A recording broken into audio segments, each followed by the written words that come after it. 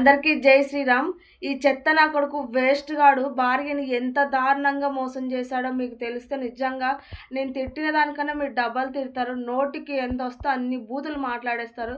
ఈ ప్రపంచం మీద ఎన్ని బూతులు ఉన్నాయో నాకు తెలియదు, కానీ ఆ బూతులన్నీ వీనికి వాడొచ్చు. ఇలాంటి చెత్త నా కొడుకులను ఊకినే వదిలేదు. జైల్లో పెట్టి జీవితాంతం బయటికి రాకుండా నరకం చూపించాలి. అప్పుడు కానీ బుద్ధి రాదు. చెత్తగాడు వేస్ట్ గాడు.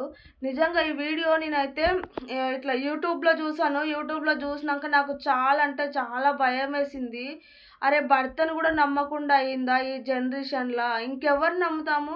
మనం గట్టిగా మనం మనస్ఫూర్తిగా మనం నమ్ముతున్నామంటే అది భర్తను మాత్రమే.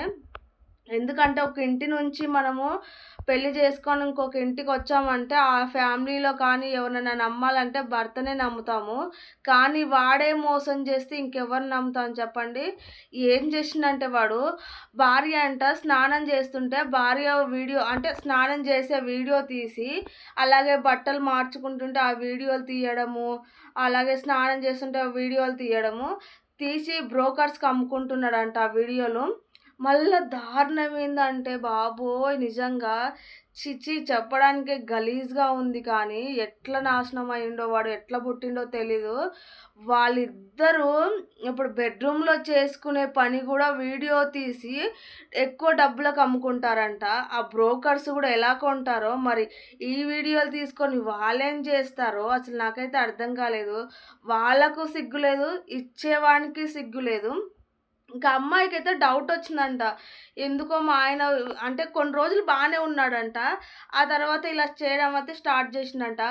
ఈజీ మనీకి ఆశపడ్డ ఏ ఒక్కరైనా సరే జీవితాంతం ఏదో ఒక ఈజీగా రావాలి మనీ అని ఇలాంటి చెత్త పనులు చేస్తూనే ఉంటారన్నమాట. అదే కష్టం చేసుకొని బతికితే ఇలాంటి ఆలోచనలే రావు. ఈజీ మనీకి ఆశపడ్డ వాళ్ళు వాళ్ళ చేతితోటి ఇలాంటి పనికి మాలిన పనులే చేపిస్తుంది, కానీ మన నిజాయితీగా బతకాలని అస్సలు అనిపించదన్నమాట. అందుకే ఎప్పుడే కానీ ఈజీ పనులకు ఎవరైనా అలవాటు అవ్వదన్నమాట. కష్టం చేసుకొని బతకాలి.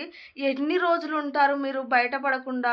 బయట పడనంత వరకే మీరు రాజుల్లాగా మీరు ఆ వచ్చిన అమౌంట్ తోటి జల్సాలు చేస్తారేమో, కానీ ఒక్కసారి బయట పడితే చూడు నీ జీవితం లేకుండా చేస్తారు.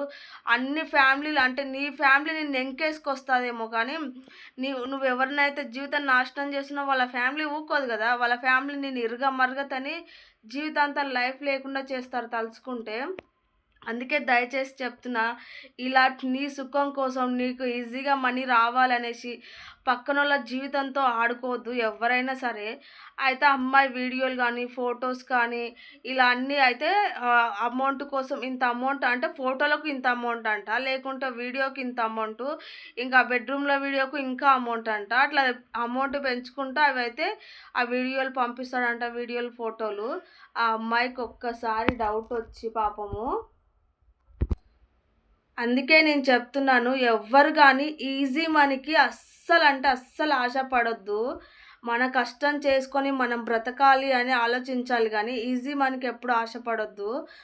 ఈ చెత్తగాడు ఇంకా ఆ వీడియోలను అమ్మేసుకొని వచ్చిన డబ్బులతో తాగుడు తాగేవాడంట.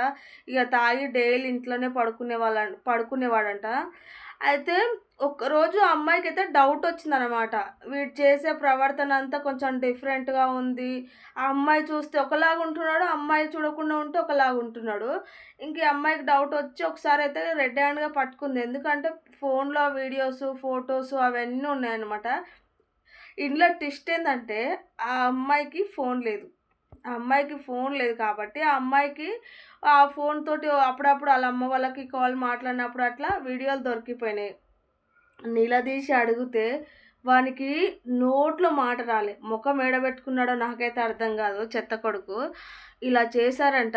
ఎంతవరకు ఇది కరెక్టో మీరే చెప్పండి. ఈ రోజులల్లో భర్తను తప్పించి ఇంకెవరిని నమ్ముతామండి?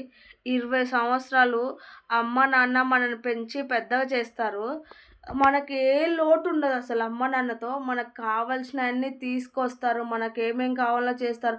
వాళ్ళు చాలా అంటే చాలా కష్టపడి రూపాయి, రూపాయి ఎంకేసి ఈ చెత్త కొడుకులకు లక్షలు, లక్షలు కట్నాలిచ్చి పెళ్ళిళ్ళు చేస్తారు.